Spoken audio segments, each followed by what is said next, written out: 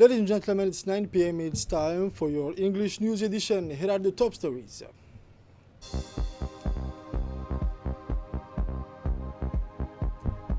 The head of state, His Excellency Mr. Ismail Margeli, received a special envoy from his Algerian counterpart, Abdelmajid Tebboune.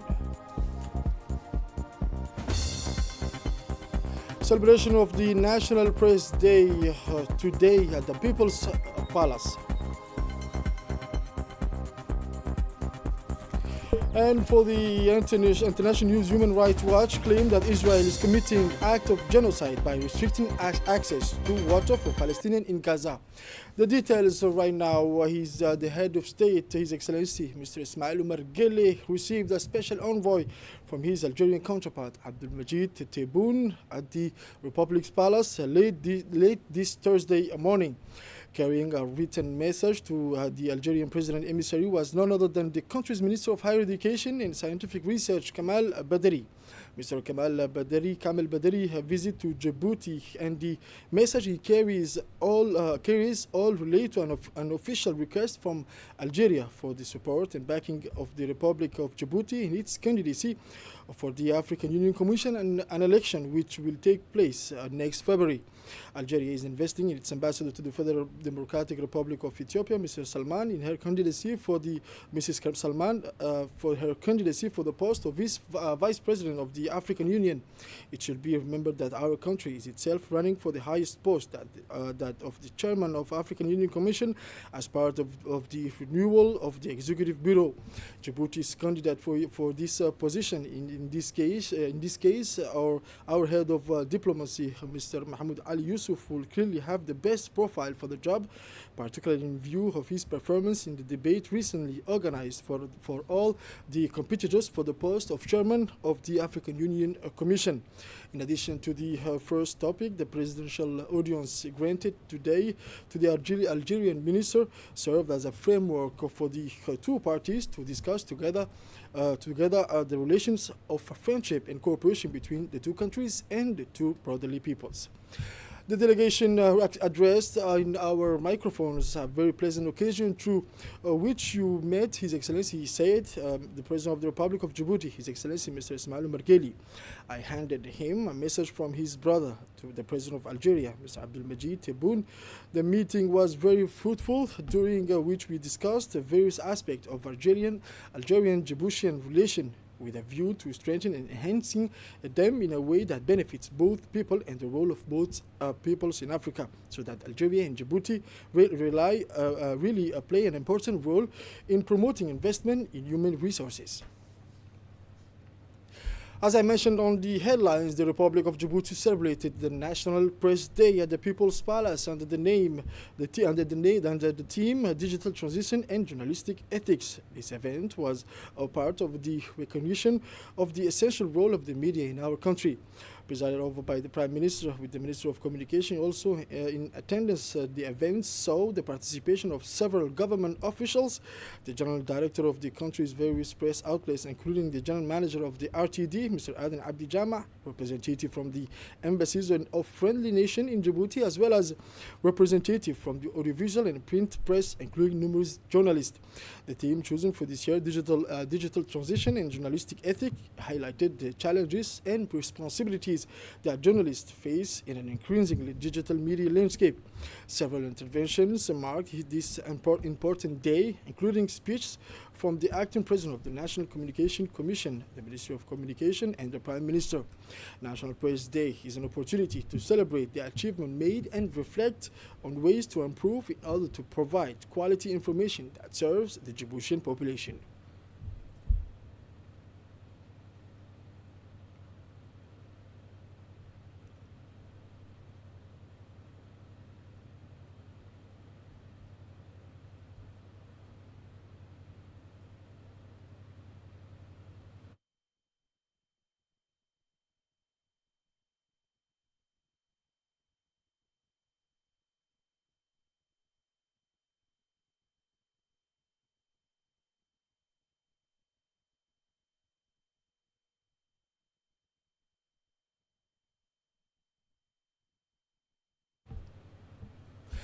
The Minister of Communication took the opportunity to underline the significant role that the media plays in the development and progress of the country.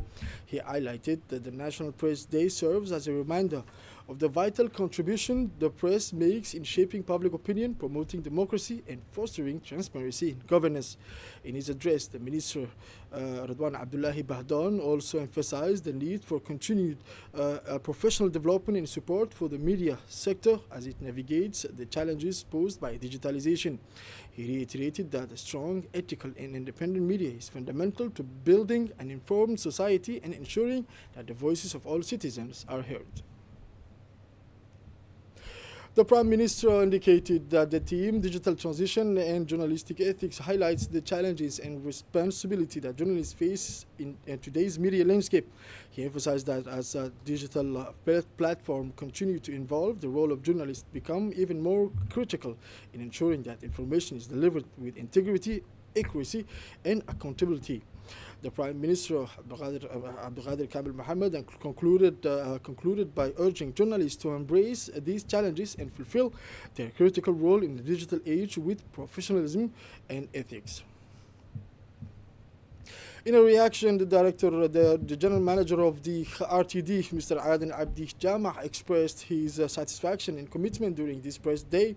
He emphasized the importance of all media actors, whether from the print press or audiovisual, to adapt to these changes while preserving the integrity of their work. He also took the opportunity to pay a heartfelt tribute to Palestinian journalists who lost their lives while delivering the truth. These journalists sacrificed their lives to share with the world the tragic realities of the Palestinian peoples.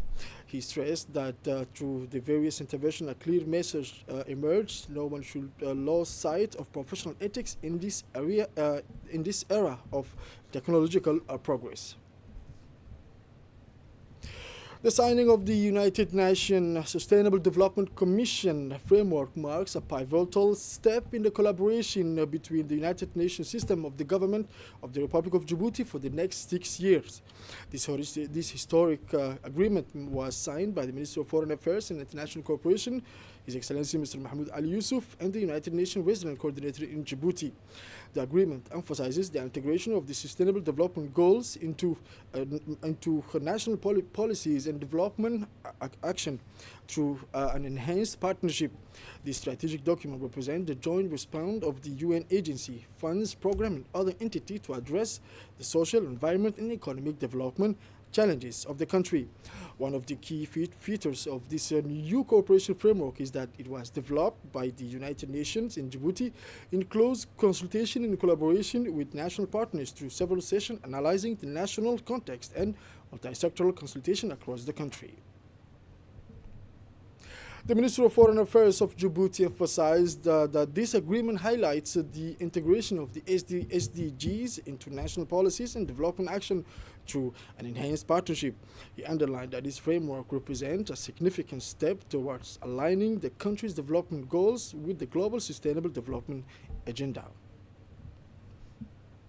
The Qatar embassy in Djibouti hosted a grand reception last night on the occasion of Qatar's National Day held at the Isla Grand Hotel. The event was attended by high-ranking officials led by the President of the Djiboutian Parliament, along with several members of the government, including the Minister of Foreign Affairs. Also presented the ceremony were ambassadors from brotherly and friendly countries.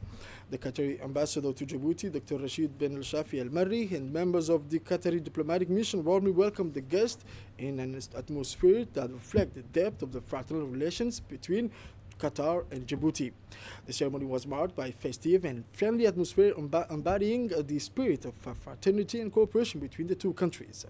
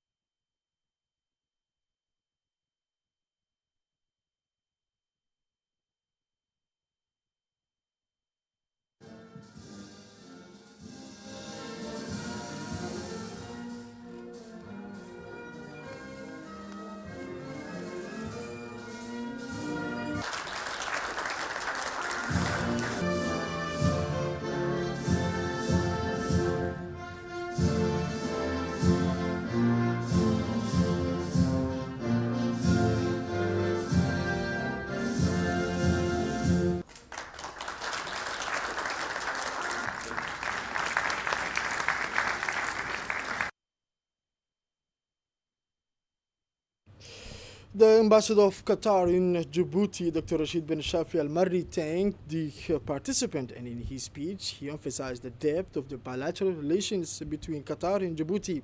He highlighted that the long standing friendship and mutual respect between the two nations, noting the significant progress made in various sectors over the years. Dr. Al-Marri affirmed the commitment of the leaders of both countries to further strengthen their cooperation in key areas such as trade, education, infrastructure, and cultural exchanges.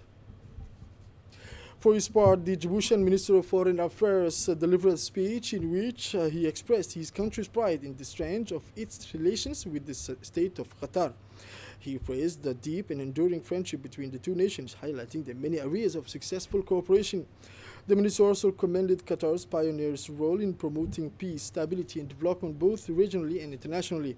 The minister also emphasized the importance of international effort to achieve a lasting ceasefire in Gaza, aiming to put an end to the unimaginable suffering caused by the Israeli occupation.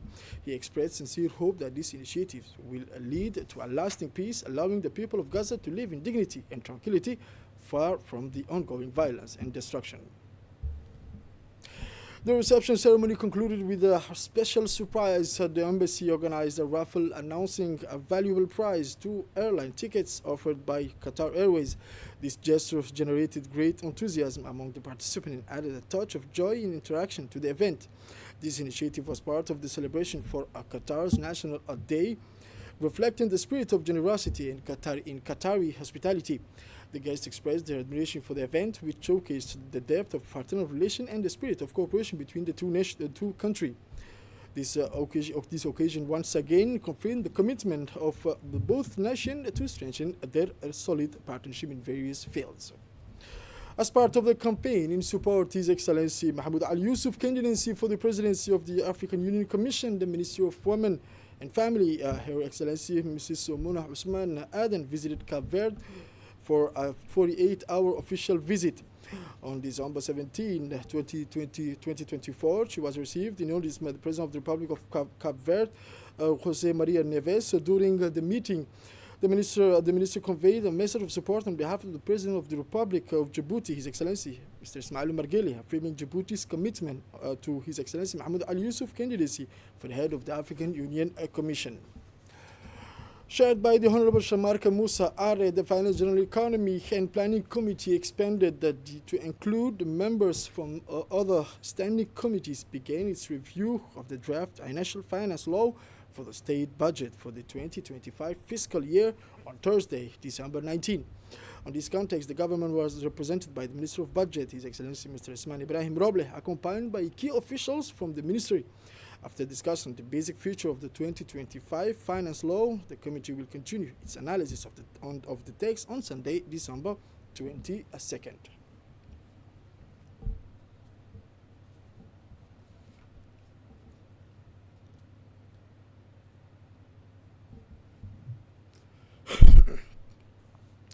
The public prosecutor of the Court of Appeal, Mrs. Lamis Mohammed Saeed, shared a joint closing ceremony for the International Training Courses of Investigation Director and Identification Technician, which took place at the International School for the Advancement of Judicial Police Practices. The event was attended by several high-ranking personalities, including His Excellency the Ambassador of France to Djibouti, the public prosecutor, the President of the Court of Appeal, the Prefect of the Outer Region, the President of the National Commission for Human Rights, the representative of the UNFD, the Commander of the Coast Guard, a colonel representing the General Director of the National Police. At the conclusion of the ceremony, the 33 participants from the two courses coming from friendly and brotherly countries in Africa and the Indian Ocean received their diplomas and insignia from the hands of the numerous officials present at the ceremony. The ceremony ended with presentation of gifts and a family photo that gathered the trainees from both promotion and the officials.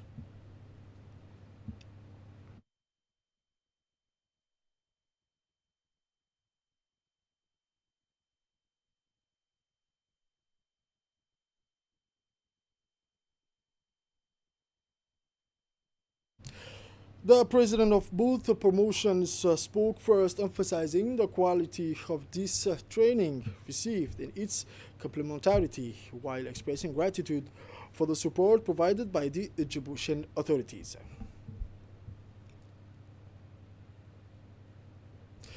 The Colonel Hussein Mohammed Ghayad, the director of this school, highlighted the dynamic evolution of the school, which is increasingly focusing on integrating information technology into its training to meet the contemporary challenges of judicial police work. Finally, in her speech, Mrs. Lemi expressed the excellence of this training provided by the school in its crucial role in improving the practice of judicial police. She urged the trainees from both promotions to consolidate the knowledge and skills acquired and to apply them effectively for the development of their respective institutions. As part of the achievement of the microfinance project implemented in the region through a partnership between the government and the UNDP, the honey production improvement program has been successfully carried out in Medeho, located in the Mabla sector of the Obakh region. This marks the final stage of the tour of localities that benefited from the microfinance program funded by the Global Environment Facility. Small grants program managed in Djibouti by the UNDP Medeho in the Obakh region is one of such a locality, and this success was made possible thanks to the support of the government of Djibouti. Indeed, the Association for the Promotion of Handicrafts in Medeho, which was tasked with implementing the SGP funded project, carried out the purchase and distribution of beehives, smokers, protective suits, and honey extractor. The project also involved training women in beekeeping techniques and providing technical support for honey production and marketing. As a result, tangible outcomes were achieved, such as diversifying income sources for the beneficiaries, women, and developing a local beekeeping sector.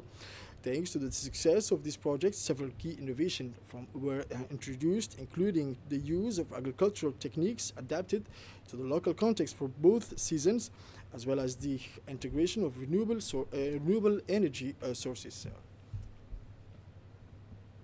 Now we communicate the next phase of the microfinance program in collaboration with the Ministry of Environment for Association will be launched at the beginning of 2025 with the aim of continuing to support a new local initiative for sustainable inclusive development. In this regard, we encourage associations working in the environmental field to stay informed via the UNDP website. As part of the Amnesty Month activities, yesterday morning a symbolic march was organized by the population of the city of Dikhil. This exceptional event aimed at combating the proliferation of small arms and light weapons carried the message yes to silencing the weapons. The march took place peacefully and in a spirit of friendship. The prefect and his staff, the president of the regional council and his deputy, civil society representative, as well as students participated in this march. Addressing the assembly, which included elders notable from the region, as well as youth, women and men from civil society, the prefect began by discussing the issue of illicit arms in the region. He highlighted the danger of these weapons and stressed that only the defense and security forces are authorized to carry weapons. For the rest of the population, the possession and carrying of weapons is strictly prohibited.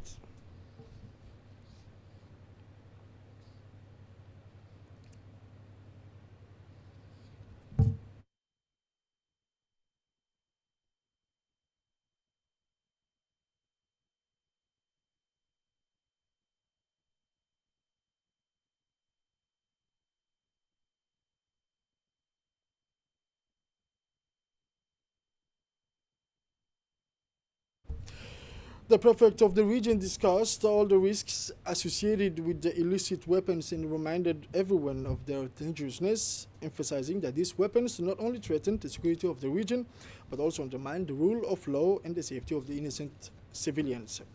For the international news now, as I said on the top stories, Human Rights Watch claims that Israel is committing an act of genocide by restricting access to water for Palestinians in Gaza. The NGO accuses Israel for act of genocide. The nearly 200-page report released on Thursday, December 19, accuses Israel. The international organization Human Rights Watch stated in its report that the Israeli state is committing an act of genocide by restricting access to water. Israeli authorities have deliberately created living conditions aimed at causing the destruction of a portion of Gaza's population by intentionally depriving Palestinians, civilians in the enclave, of adequate access to water, which has likely caused thousands of deaths. This is it for this news edition, ladies and gentlemen. Thank you for watching us. Stay tuned on RTT for more.